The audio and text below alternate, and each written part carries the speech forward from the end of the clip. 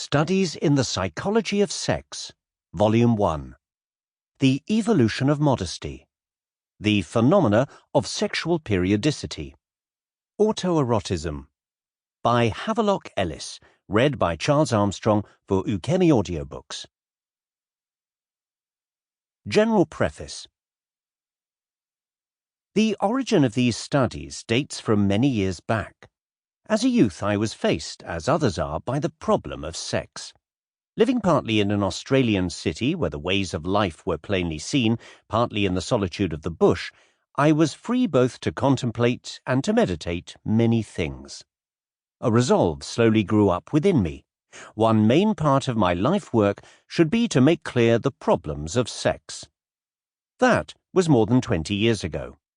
Since then, I can honestly say that in all that I have done, that resolve has never been very far from my thoughts. I've always been slowly working up to this central problem.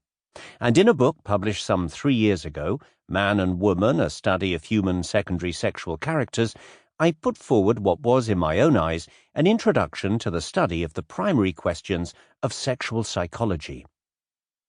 Now that I have at length reached the time for beginning to publish my results, these results scarcely seem to me large. As a youth, I'd hoped to settle problems for those who came after.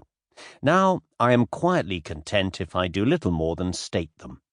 For even that, I now think, is much. It is at least the half of knowledge. In this particular field, the evil of ignorance is magnified by our efforts to suppress that which never can be suppressed, though in the effort of suppression it may become perverted. I have at least tried to find out what are the facts among normal people as well as among abnormal people.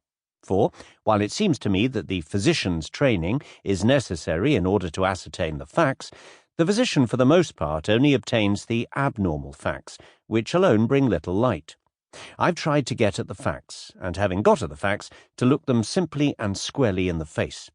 If I cannot perhaps turn the lock myself, I bring the key which can alone in the end rightly open the door, the key of sincerity.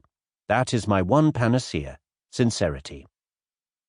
I know that many of my friends, people on whose side I too am to be found, retort with another word, reticence.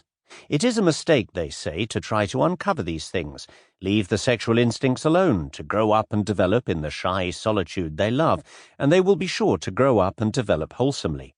But, as a matter of fact, that is precisely what we cannot and will not ever allow them to do. There are very few middle-aged men and women who can clearly recall the facts of their lives and tell you in all honesty that their sexual instincts... Sample complete. Ready to continue?